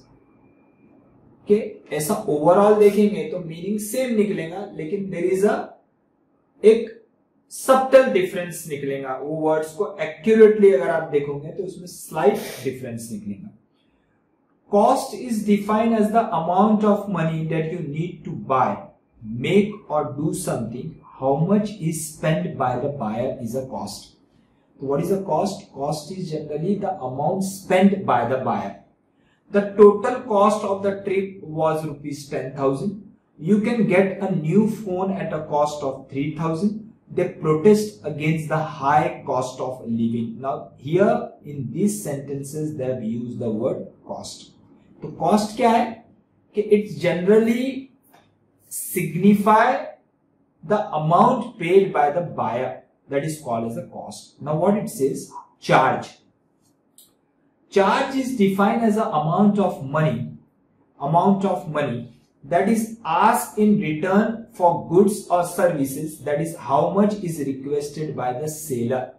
Cost में क्या बोला है, how much is paid by the buyer. Charge में क्या बोला है, how much is asked by the seller. There is a monthly charge of 1,000 for using the lift. There is an admission charge at the club. So see how they have used the word charge. हालांकि meaning cost, charge, fees का तीनों भी एक ही है, कि आपके pocket से पैसा जा रहा है सामने वाले को, तो that is a cost or can be called as a charge or can also be called as a fee.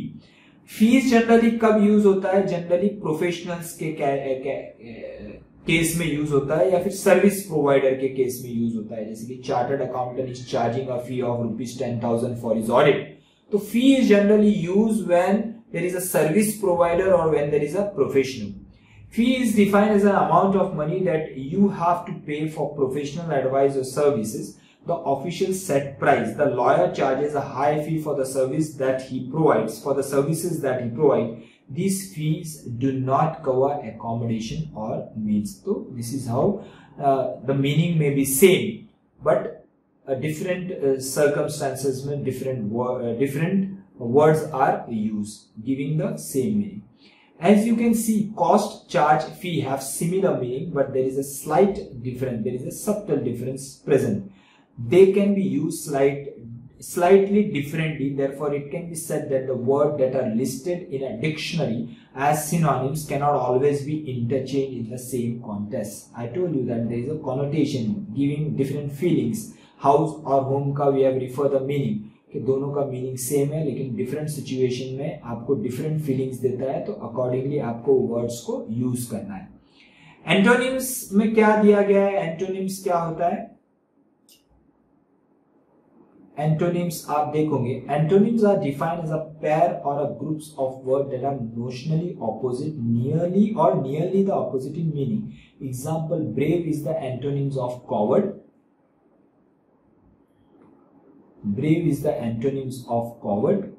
Like synonyms, it may be that there are numerous antonyms for a word. जैसे कि एक word के different words meanings हो सकते हैं, उसी तरह एक words के different words antonyms भी हो सकते हैं. Example, evil, malicious, bad, corrupt are all antonyms of good. Good के ये सब चीज एक है, सब antonyms है. या फिर आप क्या बोल सकते हो कि ये सब वर्ड जो है, ये डिफरेंट वर्ड्स जो यहाँ पे आप देख रहे हो, इविल, मेलेसियस, बैड, करप्ट, ये गुड के एंटोनिम्स है. या फिर आप बोल सकते हो कि इविल, मेलेसियस, बैड और करप्ट एक दूसरे के सिनोनिम्स भी बोल सकते हो. बैड के, गुड के ये एंटोनिम्स है, लेकिन आपस में ये क्या है? सिनोनिम्स है. Are all antonyms of good. There are three types of antonyms: relational, graded and complementary. बहुत important है, डीप में जरूरी नहीं है, लेकिन एक ओवरव्यू आपके पास आना चाहिए कि ग्रेडेड एंटोनिम्स क्या होते हैं, या फिर कॉम्प्लीमेंट्री एंटोनिम्स क्या होते हैं, या रिलेशनल एंटोनिम्स क्या होते हैं. I will give you the simple example and it will solve out your problem for remembering all this. तो ग्रेडेड जैसे कि ग्रेड होता है, बराबर, जैसे कि गुड, बेटर, बेस्ट, तो ये हो गया आपका एक ग्रेड, बराबर. तो गुड का ऑपोजिट क्या होता है? गुड का opposite you call it as bad. तो गुड का ऑपोजिट फेयर भी हो सकता है, स्लाइटली बैड से थोड़ा कम, और गुड जितना अच्छा नहीं. तो यहां पे गुड, बेस्ट, बेटर, या ये हो गया आपके सिनोनिम्स. लेकिन अगर मैं इसका एंटोनिम्स बोलूं तो मैं बोल सकता हूं गुड का एंटोनिम्स बैड. तो गुड का एंटोनिम्स अगर मैं बैड बोलता हूं तो ये हो गया कॉम्प्लीमेंट्री. लेकिन इसमें ग्रेड मुझे करना है थोड़ा कम, बैड से थोड़ा कम, तो मैं बोलूंगा नॉट गुड, और I can call it as fair, बराबर. I can call it as average. उसी तरह फेयर का ऑपोजिट होता है डार्क, बराबर. फेयर गोरा है, ये काला है, ये हो गया कॉम्प्लीमेंट्री. लेकिन अगर मैं ग्रेड बोलूंगा तो ये गोरा है, लेकिन ये उतना गोरा नहीं है, ये लेस फेरर है. या फिर मैं बोल सकता हूं लेस डार्कर है. तो यहां पे ये हो गए ग्रेडेड एंटोनिम्स, यानी इतना एकदम ऑपोजिट बोला गया तो वो हो जाएगा कॉम्प्लीमेंट्री, और उससे थोड़ा कम बोला गया तो उसको आप बोलोगे ग्रेडेड. और दूसरा है रिलेशनल, जैसे कि टीचर, स्टूडेंट, ये हो गए आपके रिलेशनल. ये ऑपोजिट्स भी है, टीचर का opposite you can call it as a student, तो ये हो गए आपके relational antonyms. What it says, quite often an antonyms can be made by adding a prefix, obviously suffix और प्रीफिक्स. प्रीफिक्स पहले लगाएंगे एक वर्ड, सफिक्स आगे, सक्सीडिंग आगे लगाएंगे, प्रीफिक्स प्रीसीडिंग पहले लगाएंगे. यानी कोई वर्ड के आगे अगर कोई एडिशनल अल्फाबेट्स आपने ऐड कर दिए तो एंटोनिम्स हो जाएंगे. जैसे कि example what they have given, like, unlikely, simple, UN add कर दिया, वो हो गया आपका एंटोनिम।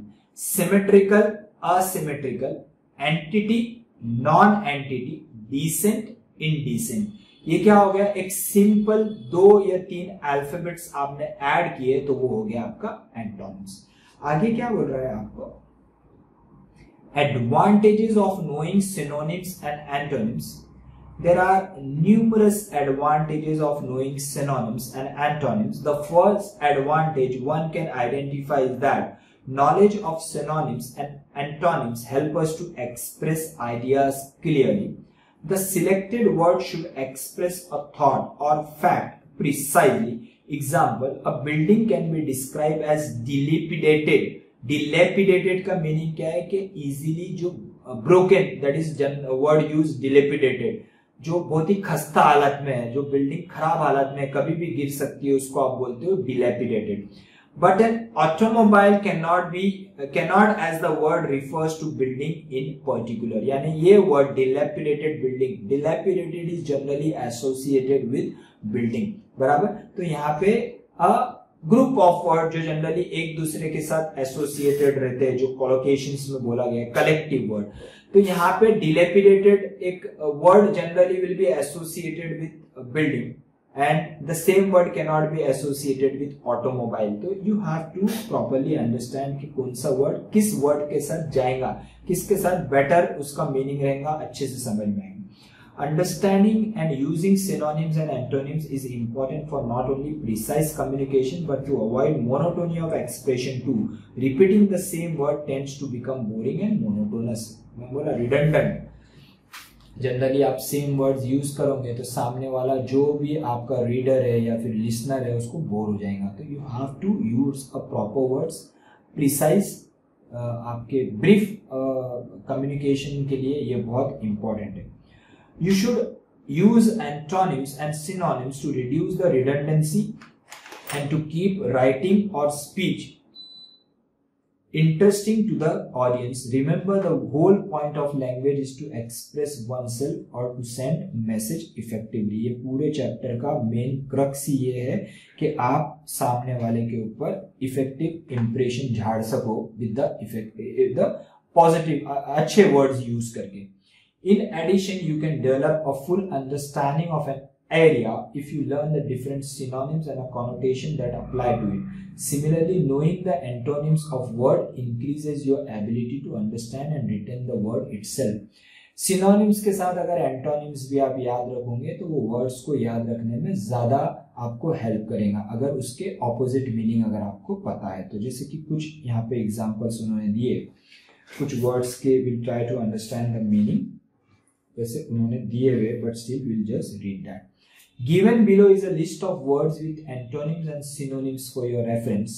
Abhor, abhor का meaning क्या है, hate, detest, loathe।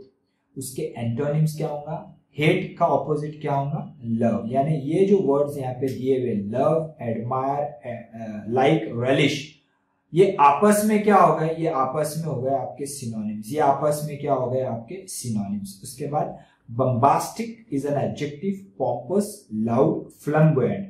flamboyant यानी जनरली स्टाइलिश जो रहता है उसको आप flamboyant बोलते हैं, जो एकदम स्टाइल में रहता है, एकदम ब्रांडेड चीजें जो यूज करता है, तो flamboyant लिविंग। उसका ऑपोजिट क्या हो गया, dull, inactive, lackluster। कैकोफोनी यानी बहुत ज्यादा हार्श साउंड, disagreeable noise, और उसका ऑपोजिट क्या होगा, कैकोफोनी का ऑपोजिट हो गया यूफोनी, प्लेजेंट साउंड। jovial यानी हसमुख, cheerful, lively, joyous, उसका उदास is a opposite sad, morose, dull, unhappy, and so on। dirty, squalid, filthy, unkempt, उसका opposite क्या हो गया, clean, hygienic, organized। So this is what they have given। just go through all those words and try to understand synonyms and antonyms। अभी एक exercise करते हैं, उसमें क्या बोल रहा है देखिए, in the following questions choose the word which best expresses the meaning of a given word। now we'll just try to, I'll give you the meaning of the main word and try to find out the synonyms of that word। अब यहाँ पे क्या दिया हुआ है देखिए, obliterate। obliterate का meaning क्या है, इसके डिफरेंट synonyms में आपको दे रहा है, wipe out, वाइप आउट आप बोल सकते हो, या you can call it as demolish. Demolish आप बोल सकते हो, या एलिमिनेट आप बोल सकते हो। ये सब आपको मैं दे रहा हूं synonyms.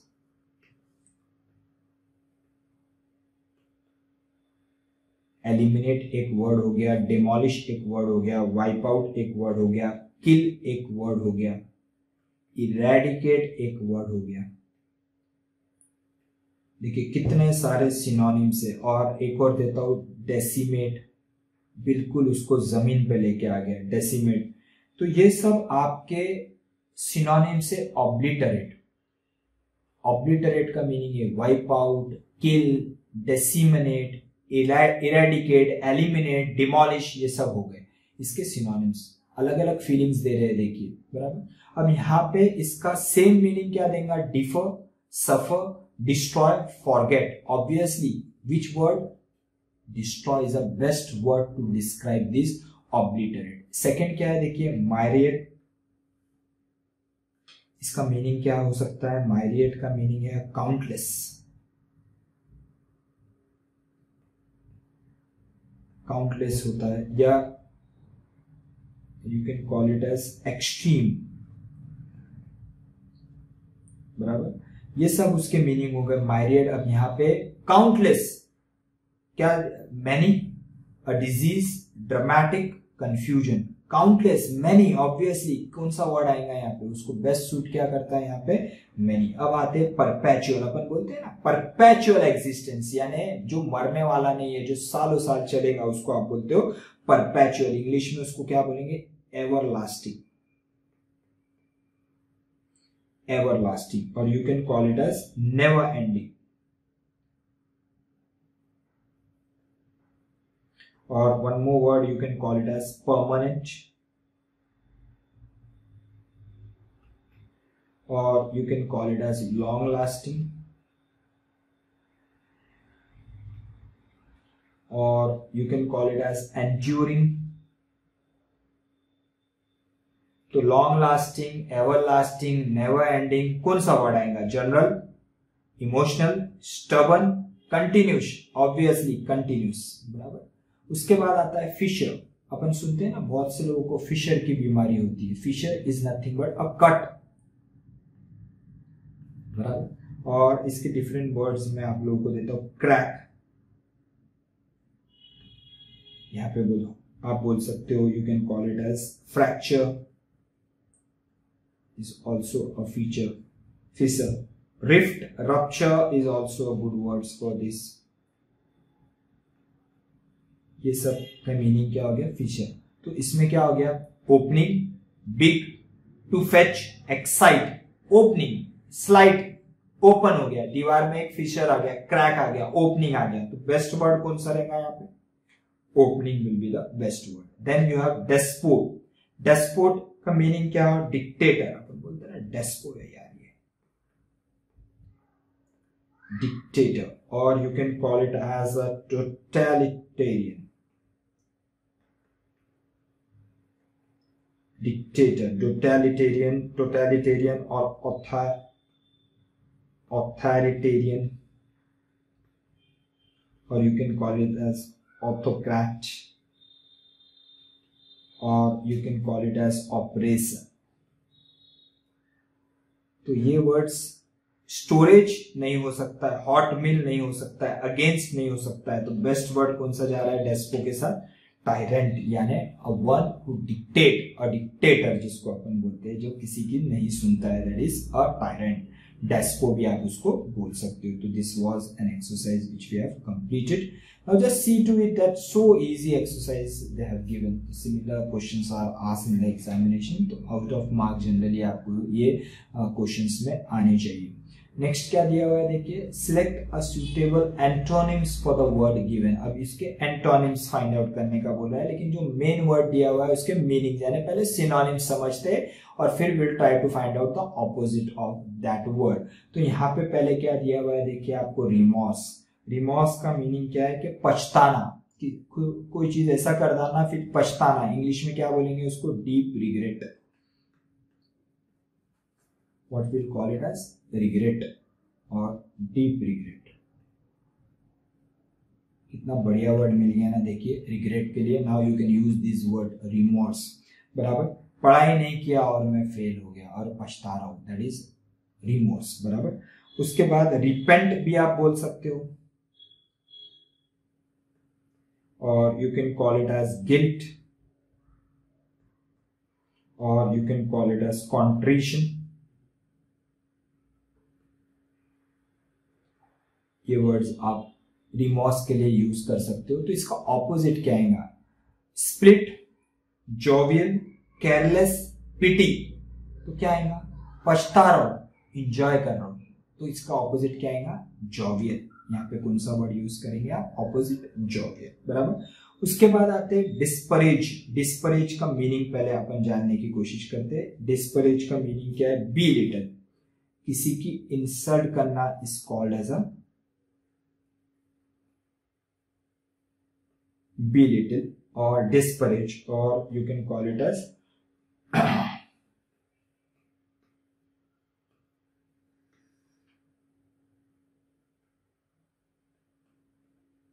belittle, or you can call it as insult. उसका मीनिंग भी हो गया आपका disparage, or you can call it as deflate. ये हो गए आपके disparage के मीनिंग्स।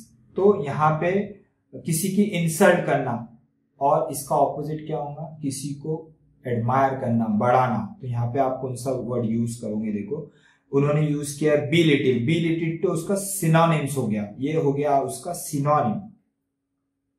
अपने को फाइंड क्या करना है? उसका ऑपोजिट फाइंड करना है, ना कि उसका मीनिंग फाइंड करना है।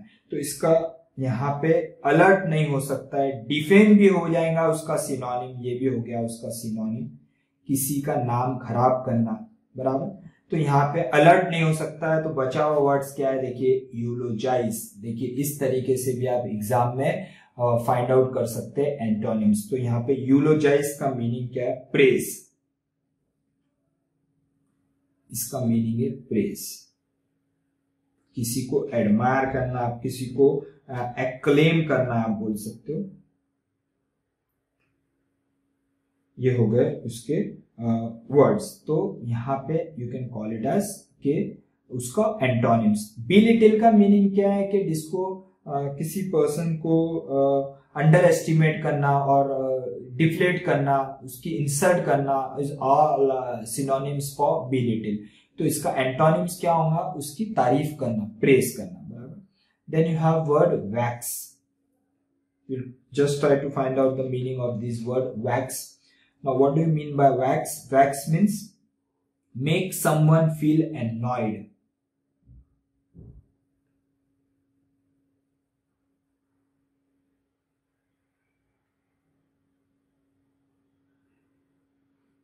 Make someone feel annoyed or irritate.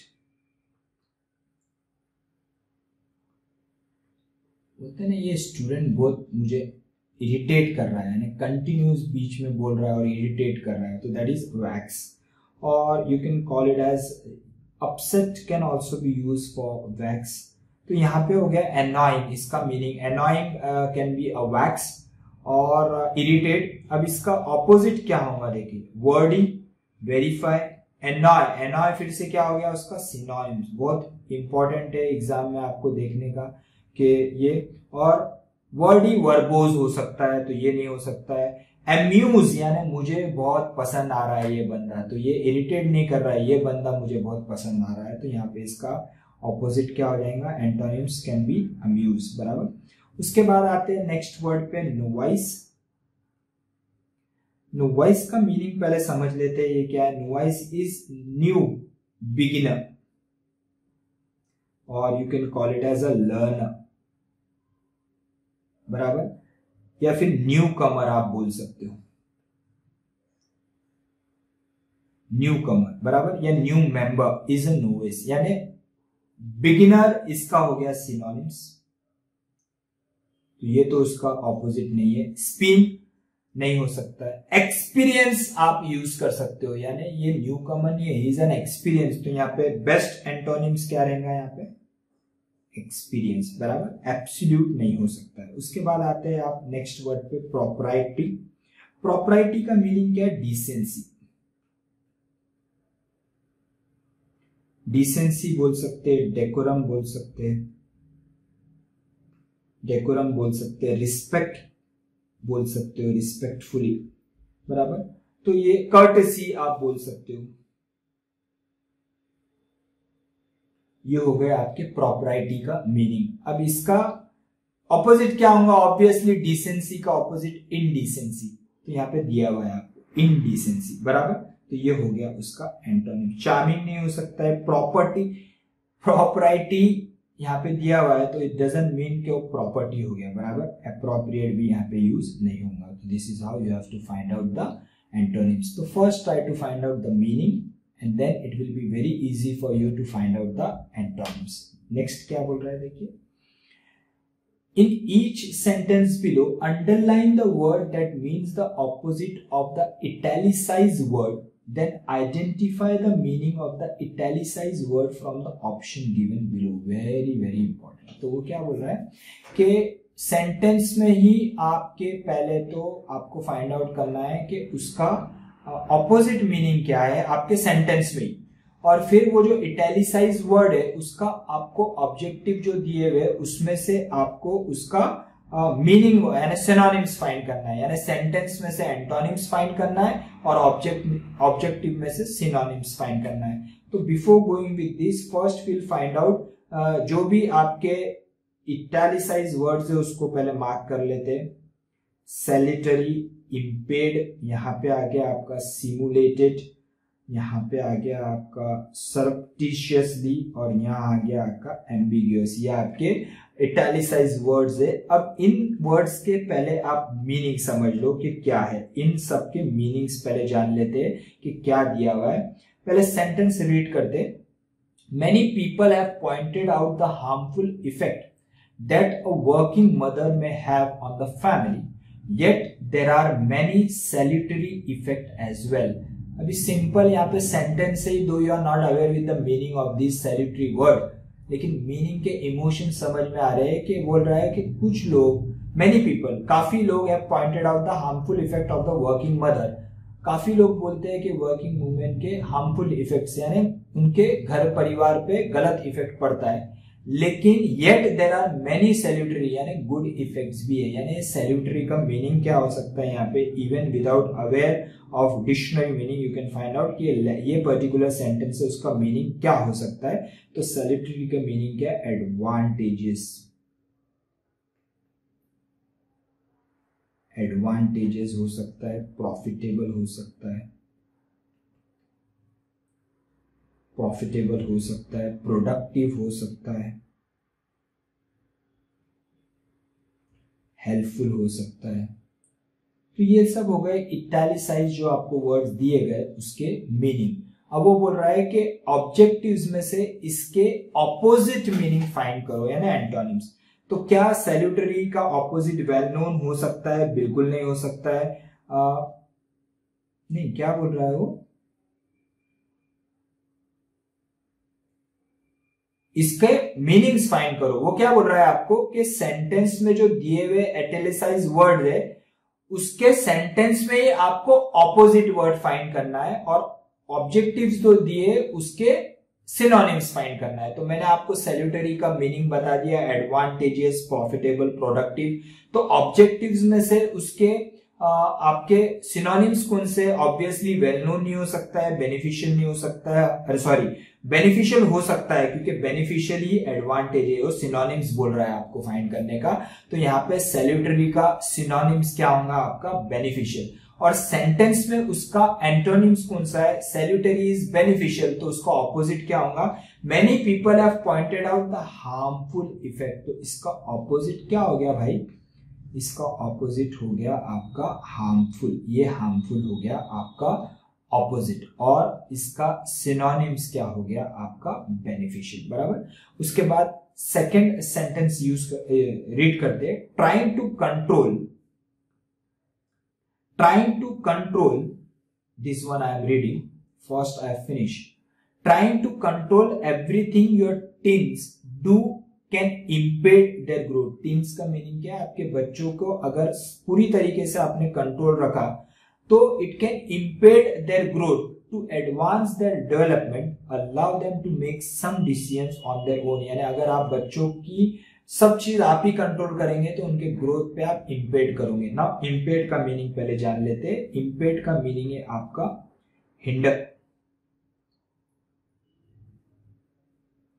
इसका मीनिंग क्या है, hinder.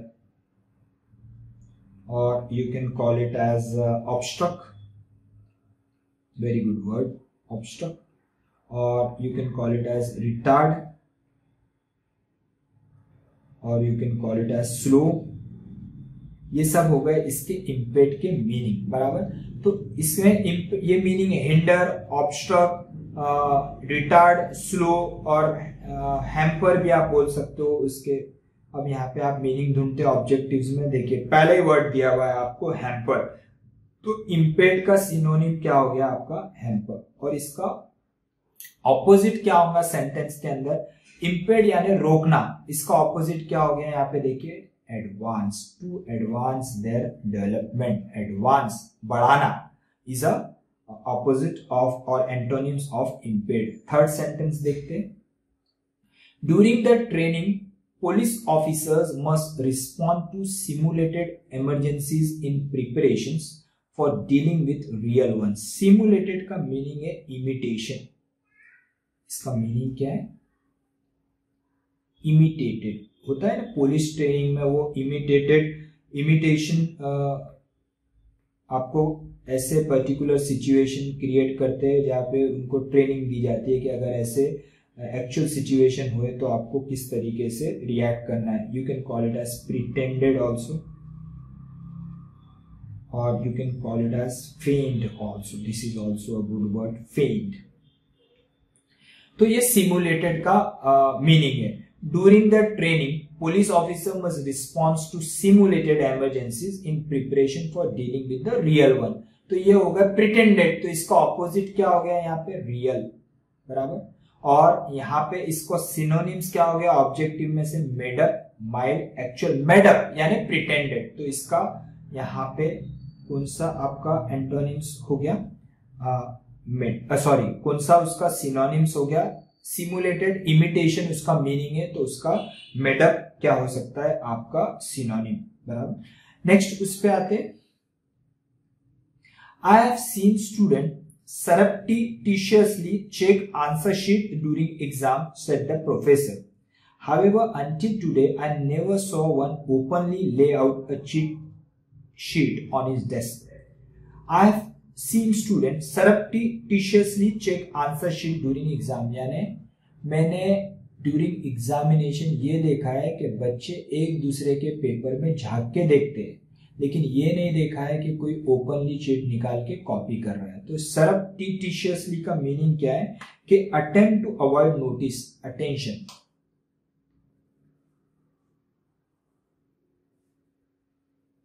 Attempt to avoid notice और अटेंशन, क्या मीनिंग है, यानी चुपके चुपके से देखने की कोशिश करते हैं, तो दैट इज कॉल्ड एज सरप्टिटिशियसली। तो इसका मीनिंग क्या आ गया कि सामने वाले को पता ना चले और आप दूसरे के पेपर में झांक ले, तो उसको बोलते हैं आप सरप्टिटिशियसली यानी केयरफुली, बराबर। तो यहाँ पे या you can call it as secretly, तो यहाँ पे उसका सिनोनिम्स क्या होगा, legally, secretly, loudly, you can call it as secretly. चुपके से आप झांकते हो किसी के पेपर में। और इसका ऑपोजिट क्या निकलेगा, however until today I never saw openly यानी सबको पता चल जाए वैसा, तो इसका ऑपोजिट क्या हो जाएगा यहाँ पे एंटोनिम्स, ओपनली इसका हो गया आपका एंटोनिम। लास्ट वन देखते, informal communication, be sure to avoid ambiguous language. In n number of lectures I have used this word ambiguous, यानी एक ही चीज के डबल मीनिंग जो कंफ्यूज करते हैं आपको। Ambiguous language, clear language prevents confusion. तो आपका एम्बिग्यूअस का पहले मीनिंग क्या है, एम्बिग्यूअस का मीनिंग है open to, you can call it as more than open to more than one interpretation.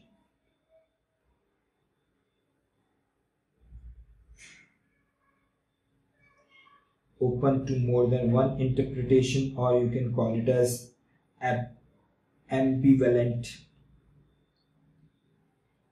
or you can call it as unclear, or you can call it as arguable, और you can call it as debatable.